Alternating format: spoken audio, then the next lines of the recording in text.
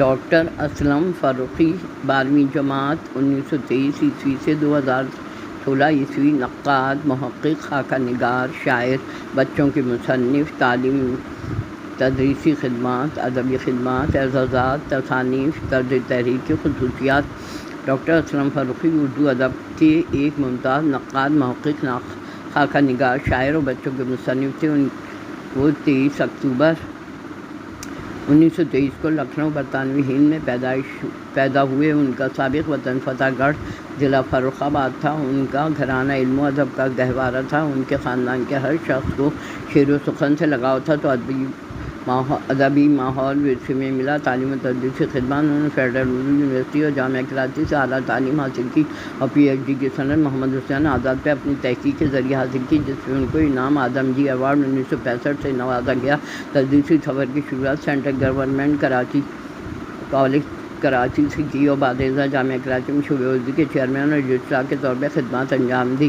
Karachi university میں شعبہ تصنیف تعلیم ترجمے کی حیثیت سے بھی خدمات انجام دیتے رہے۔ اردو زبان و ادب کے استاد معلم کی حیثیت سے ان کا مرتبہ بلند تھا۔ ان کے فضل آصف فاروقی بھی مایہ ناز ادیب اور مترجم تھے، جبکہ اہلیہ تاج بیگم آئندہ نسل ادب کی خدمت کرتی رہیں۔ ادبی خدمات ان کا شمار ان کے ممتاز دانشوروں میں ہوتا تھا۔ استاد، شاعر، نثر نگار، محقق، نقاد، بچوں کے ادیب، ممتاز براڈ کاسٹر کی حیثیت سے جانے پہچانے جاتے تھے۔ چھٹے سال ریڈیو کے لیے فیچر ڈرامے اور تقریریں لکھی، غزلیں، نظمیں لکھ کر شاعری سے آغاز کیا۔ پھر وہ اپنے آپ کو شاعر نہیں کہتے تھے، وہ کہتے تھے نہ شاعری میری شناخت ہے، نہ تحقیق میری پہچان۔ خاکہ نگاری کے علاوہ وہ کام جو حضرت سلطان المشائخ حضرت نظام الدین اولیاء کے حوالے سے جو کتابیں لکھی، جس سے انہیں غیر معمولی عقیدت تھی، بچوں کے لیے لاتعداد کتابیں لکھی۔ تصانیف نمبر 1 محمد حسین آزاد، حیات و تصانیف، تنقید نمبر 2 تذکرہ ایک گلشن، ہمیشہ چاند، بی بی سلطانہ، زوجہ وزیر اعظم، قتیل و غالب، اسد علی انوری، اردو کی پہلی کتاب، آزاد کی 10ویں کتاب، نیرنگ خیال،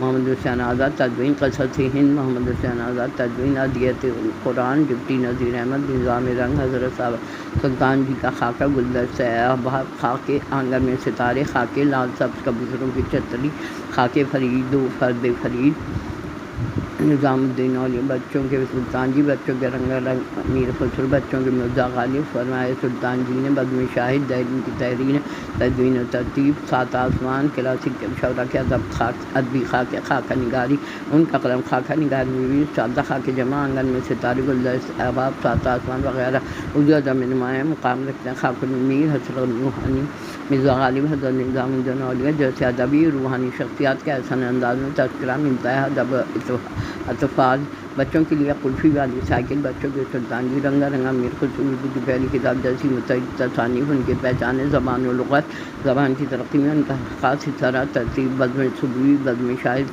قابل ذکر ہیں۔ ریڈیو خدمات، ابتدائی دنوں ریڈیو پاکستان کراچی کے لیے ڈرامے، فیچر، تقاریر لکھی جنہیں عوام نے پذیرائی دی۔ تصوف، روحانیت، حضرت نظام الدین اولیاء پہ ان کی 6 کتابیں، سلسلہ مضامین تصوف، ان کی عقیدت کی عکاسی کرتے ہیں۔ اعزازات، 1965 میں تمغہ حسن کارکردگی پاکستان نے دیا اور صدر پاکستان نے پرائڈ آف پرفارمنس شامل ہیں۔ ڈاکٹر اسلم فاروقی اردو ادب کی عالمگیر شخصیت ہے، جنہوں نے شاعری، افسانہ نثار، خاکہ نگاری، بچوں کا ادب اور ان کا لب و لباب، لہجہ، طرز تحریر کی خصوصیات، ان کی طرز تحریر کی نمایاں خصوصیات درج ذیل ہیں۔ شائستگی اور نفاست ان کی نثر میں ادبی تہذیب کی جھلک نمایاں، الفاظ کے چناؤ اور شائستہ، مہذب اور نرم خوبصورت ان کے خاکوں میں شخصیت کے ذکر میں کوئی سخت یا تضحیک آمیز جملہ نہیں ملتا۔